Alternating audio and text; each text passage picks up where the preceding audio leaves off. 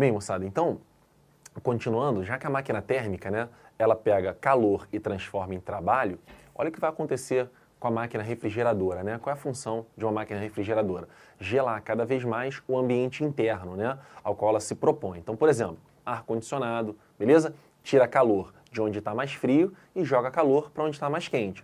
Como a gente aprendeu lá no início da aula, né, isso não é um processo espontâneo. Vai existir um gasto de energia para isso. Tudo bem? Um gasto, uma despesa a ser paga por aí, né? Então, o que a gente vai fazer? Observe um esquema, né? O que eu vou fazer? Eu tenho que retirar calor de onde está mais frio, né? E, obviamente, ejetar calor para onde está mais quente. E aí, eu não vou realizar um trabalho, eu vou sofrer um trabalho, né? Eu vou ter um gasto de energia. Então, a ideia básica é assim, ó, o calor vai ser retirado da fonte fria, beleza? E ele vai ser ejetado, jogado fora, para a minha fonte quente, beleza? Para não mudar a simbologia, rapaziada, a gente vai continuar sempre chamando a fonte fria de Q2, tá vendo? E a fonte quente de Q1. Então eu retiro o calor da fonte fria, agora eu não produzo trabalho. Esse sistema vai sofrer um trabalho, eu vou gastar energia. Então a gente já começa a perceber que esse trabalho vai ser negativo. Tudo bem? Realizado sobre o sistema, gasto de energia. E aí essa junção disso tudo é jogada lá atrás, cara, né? Que é o calor Q1 jogado para a fonte quente. De tal maneira que isso que eu retirei, mais isso que eu realizei de trabalho sobre o sistema, tem que dar Q1 na fonte fria. Então continua valendo, ó, que Q1 ele é a soma de trabalho mais Q2. Então o trabalho continua valendo que é Q1 menos Q2. Tudo bem? Beleza? Bem, e aí nós temos aqui, diferentemente lá da máquina, né, o cálculo da eficiência, né, quanto o meu processo vai ser eficiente. No caso aqui, como é que eu faço a eficiência? Bem, aqui eu me proponho, né, eu me proponho a retirar Q2, me proponho a tirar calor daqui de dentro, tudo bem? E para isso, o que eu vou fazer? Eu vou gastar uma energia. O meu processo é mais eficiente se eu retiro mais do que eu gasto, né?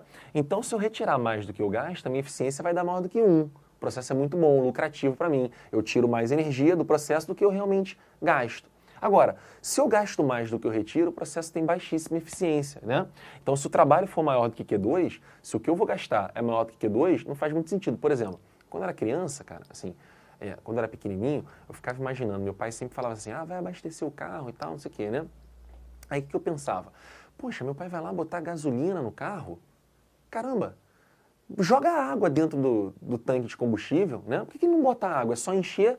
Então, eu pensava isso. Depois eu fui entender que o carro funciona a gasolina, o carro funciona a álcool, tem um ponto de explosão, né? Que faz o carro funcionar, para os pistões eles oscilarem e tal. Mas por que não podia jogar? Por que não pode inventar um carro que o combustível é água? Porque, na verdade, a água não é o combustível. O combustível é o hidrogênio. Então, o que eu deveria fazer para usar o hidrogênio como combustível a partir da água? Eu deveria quebrar a molécula de água, né? E para quebrar a molécula de água, olha que maneiro que poderia ser, hein? Se eu quebrasse a molécula de água, eu poderia liberar O2 para a atmosfera, né? E usar o H2, né?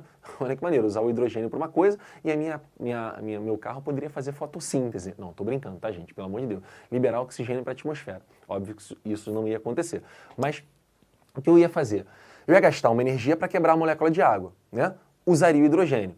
Mas a gente sabe hoje em dia que atualmente nesse processo, eu gastaria mais energia para quebrar a molécula de água do que eu ia usar com hidrogênio no meu combustível. Logo, o processo, o meu gasto é maior do que eu vou usar.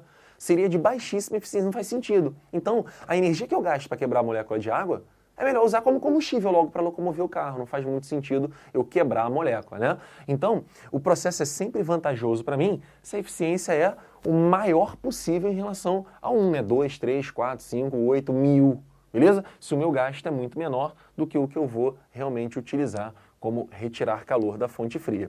Beleza? Então a máquina frigorífica eu tinha, sem brincadeira, pessoal, quando eu era aluno também, muita dificuldade de entender. A máquina térmica era mais sensitiva para mim, né?